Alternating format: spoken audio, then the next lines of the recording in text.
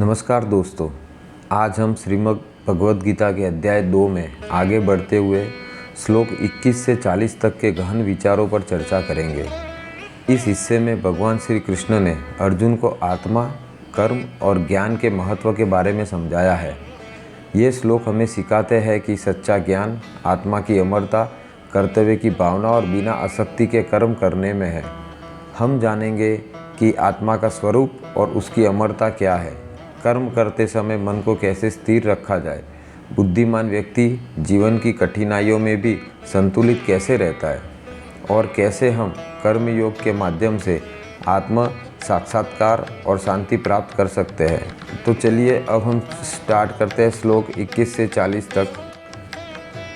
जैसे मनुष्य पुराने वस्त्र छोड़कर नए वस्त्र पहनता है, वैसे ही आत्मा पुराने शरीर को त्याग कर नए शरीर को धारण करती है। आत्मा कोई शस्त्र काट नहीं सकता, अग्नि जला नहीं सकती, जल गीला नहीं कर सकता और वायु सुखा नहीं सकती।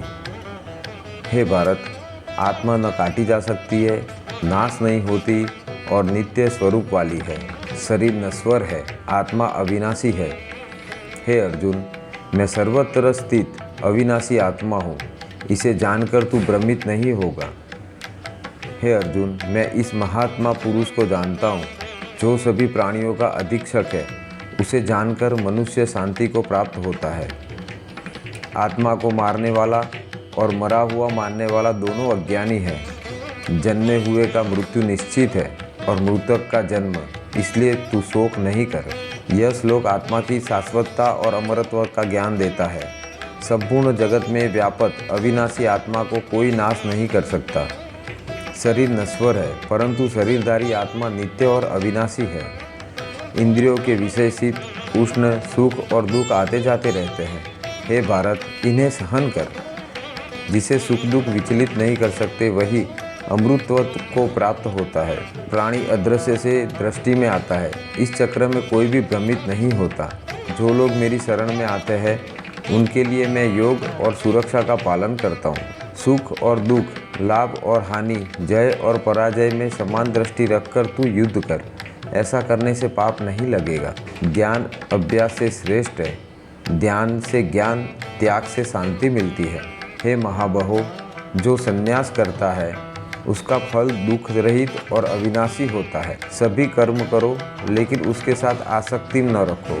आसक्ति रहित आत्मा शांति और सुख को प्राप्त होती है। सभी कर्म संसार के समान है। उनके प्रति आसक्ति और फल की इच्छा से ही व्यक्ति प्रभावित होता है।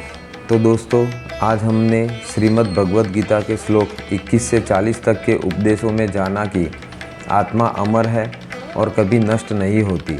कर्म करना हमारा धर्म है, फल की चिंता नहीं। बुद्धिमान व्यक्ति संतुलित और निर्भीक रहता है। कर्म योग ही हमें सच्चे ज्ञान और शांति की ओर ले जाता है। यदि आपको ये वीडियो पसंद आया हो तो लाइक, शेयर और सब्सक्राइब करना मत भूलिए, ताकि हम गीता के अगले अध्याय और श्लोकों के रहस्यों को भी आपके साथ साझा कर सकें। धन्यवाद। राधे कृष्ण।